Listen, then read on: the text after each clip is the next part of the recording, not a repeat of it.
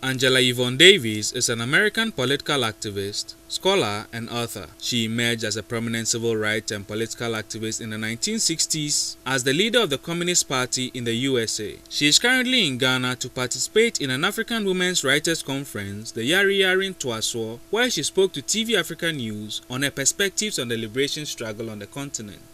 Living through the late 40s, 50s, 60s, and 70s, witnessing firsthand the civil rights movement in the United States and later the liberation struggle on the African continent. I mean, when you look back, what is the feeling like? Well, when I look back at those struggles, I am impressed by my memory of the extent to which they were inextricably connected. I remember the civil rights movement, of course, but there was also the struggle against apartheid, the beginnings of the struggle against apartheid. I remember growing up in the most segregated city of the United States, Birmingham, Alabama, and learning about South Africa because people said we lived in the Johannesburg of the South. And then, of course, as an activist in the Black Liberation Movement, who did we read? We read Nkrumah. Of course, we read Du Bois. We read Frantz Fanon. We were inspired by Amilcar Cabral. So I can't distinguish between our struggle within the United States and what was going on the continent. It was an internationalism that inspired us. We were convinced that it was possible to win a revolution in the United States because, after all, Ghana had achieved its independence, and in Cuba they had achieved a revolution 90 miles from the shores of the U.S. So it was an era during which internationalism was prominent. And I sometimes regret that we don't have that same sense of connectedness today, although, of course, this is another era and we have to build it anew in a different way.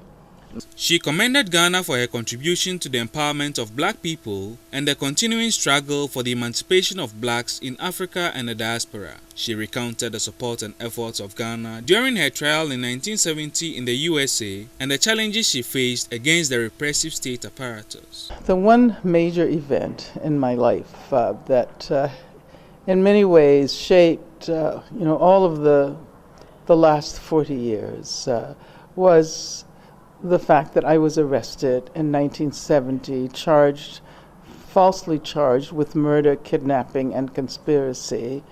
And I faced the death penalty. I faced capital punishment 3 times.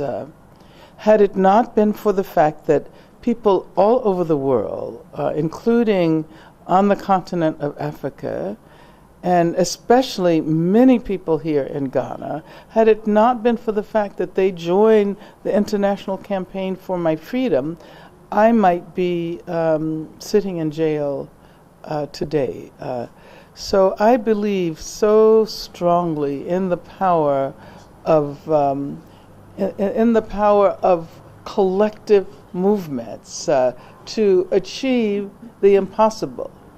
As I've said, at that time, I was up against the 3 major figures in the government of the United States, some of the most reactionary, most repressive figures.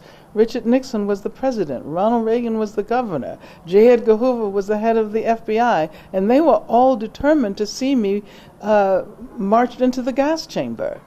And so many people who knew that I was not guilty said that there's no way that we can win this fight. However, there were those who committed themselves to doing the organizing and building a movement that spread all over the world. And in the end, we were far more powerful than they. Africans. She, however, called for closer ties and collaboration between Africans on the continent and people of African descent in the diaspora if Africa is to break the dependency syndrome. She noted that the political, social and economic struggles of blacks everywhere are inextricably linked.